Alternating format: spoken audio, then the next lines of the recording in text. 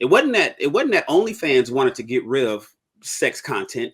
It was the credit card companies were not going to allow them to run credit cards through their charging system. OnlyFans always wanted the content.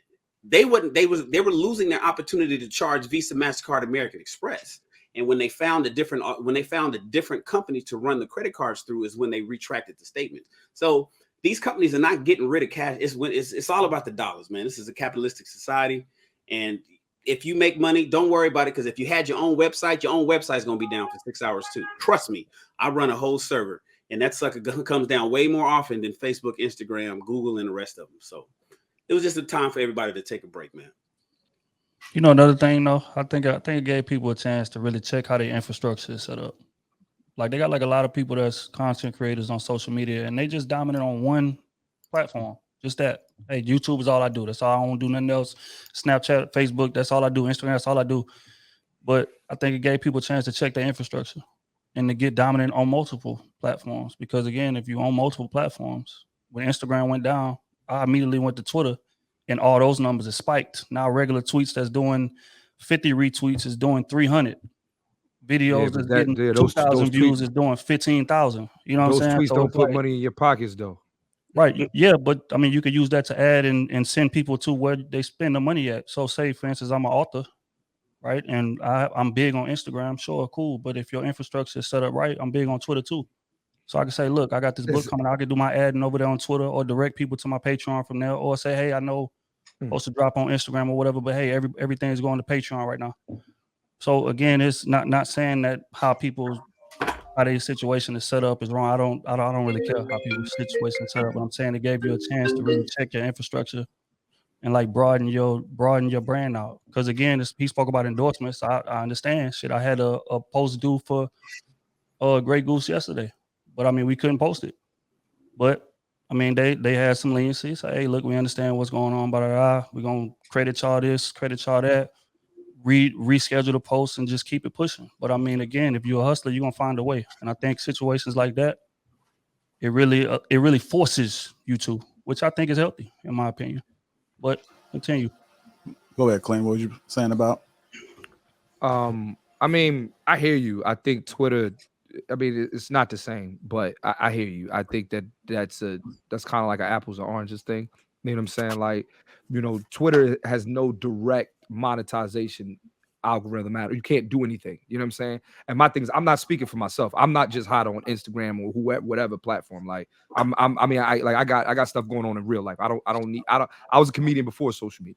My point is, though, I'm speaking for I'm just trying to look at it from the other perspective and saying to myself, instead of me looking at it very narrow-mindedly and saying, oh, and I'm not saying you guys are, please don't think that. I'm just saying, instead of me looking at it from this perspective, I'm like, okay, like, yeah, this was bad, but it was also bad for these people. And it was also, you know what I'm saying? So, I mean, that's so my thing is like, yo, like, for some people, and on top of that, not even just that, though, for some people, like, yo, like, yeah, like, you got to remember sometimes, man, like, I don't know how stressful people's jobs is, but sometimes you need stuff. You need social media to take a break. I mean, I don't know. I don't know how some people really be going through it through their 9 to 5, and sometimes the best they have to keep them through their day is motherfuckers like me. Like, you know what I'm saying? Like that's the thing too. We also talk about how bad social media helps, how bad social media has consumed us. But sometimes, I'm just saying, I'm looking at it from the good in it. So. I'm curious though, like staying on that business perspective, right? Because I work in retail and leadership, right? And so, one thing that I know is something always gonna happen, and I can only control the controllables. So then, in the situation like that, Clint, did you do anything to pivot yesterday to recapture some of the business? You didn't have to. We're literally in production on a television show right now as we speak. Like, I don't have time to worry about that kind of stuff. Yeah. You know what I'm saying? So for me, I didn't need to pivot. But if I were in a situation to where I need, like, to me, I know Instagram and Facebook wasn't going to be down that long anyway. But let's just say, like, think about it. When the pandemic happened, right? We all thought when it first happened, it was going to be like a week, or that's what they were saying. Like, yo, we're going to be in the house for a week, 2 weeks. It wasn't until like April when because like it was like the middle of March, but it wasn't until like April 1st when we realized, we're going to be in the house for a little while. You know what I'm saying? And now as a content creator, I do have to pivot. Like, you know what I'm saying? Like I don't have the access of getting on stage no more. I can't be on tour. So I got to figure something else out, which we all do. You know what I'm saying? So my thing is, yeah, if Instagram, Facebook, or whatever goes down after a certain period of time, yeah, we'll figure it out, get hot somewhere else. Like, you know, I got a decent following on TikTok. I hate that platform, but I got it. You know what I'm saying? I got it. You know what I'm saying? But like my thing is that I don't think that, you know, I don't think it should cause you to have to pivot, if that, you know what I'm saying? Because my thing is, it's only for a couple of hours. You know what I'm saying? Like my thing is, I don't need to post for 6. I'll be all right. Like I remember back in February, you know, I got rid of my social media for like 3 weeks. Like didn't tweet, didn't be on Instagram, didn't be on none of that, and it was actually therapeutic. Like it helped me. Like, you know what I'm saying? But that's just me. I'm just, you know, again, I'm speaking. I got it. You know, I'm trying to speak for, you know, the person who yesterday, like, damn, they got some stuff going on and they couldn't get it done because of this. Yeah. I'm gonna make a point real quick. It's based on what we're talking about. I'll tell you guys, for me, that experience really reminded me that I need to diversify my platforms, because like you, Clint, man, I don't really mess with TikTok, you know, like that. But I'm gonna start because of what happened.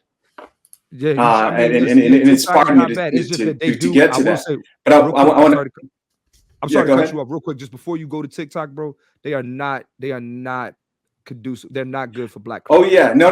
I've seen it. Yeah. You know what I mean? I'm gonna figure out something. But let me say this: I think we all underestimate how quickly things can change. Facebook will one day be gone. Instagram will one day be gone. People in the past thought Hollywood Blockbuster and Toys R Us was going to last forever. You know, they thought people enjoyed walking through those hallways or those little aisles to pick out the movies. But when Netflix came out, they were out the window. You know, so I think it's an opportunity, if you are in business whatsoever, that even if you're not going to directly monetize from a platform like TikTok, you should consider it, because attention is currency, you know. But these platforms won't last forever. Yeah, that's facts. That's facts, man. It was a great discussion, man. I guess we can all take something from this. You know, just try to see if we can get on some other platforms, and always have a plan B. That's just life in general. Always have a plan B. Real quick though, Clint, you're pretty big on TikTok though, right? I got like 70,000. Just only 70,000. Okay. No, I'm saying these guys are like millions of people. Like that's nothing. Like it's not like, and honestly, it's a young audience, and they was blocking a lot of them videos that I was doing, talking about Pound Town or whatever you call it. So like every time the Pound Town series you had was fun. They would say I'm doing hate speech and block the video. Like TikTok did that. Oh, really? Yeah, I didn't know that's what I'm saying. Like they literally would take down. Yeah, like they would say I posted hate speech.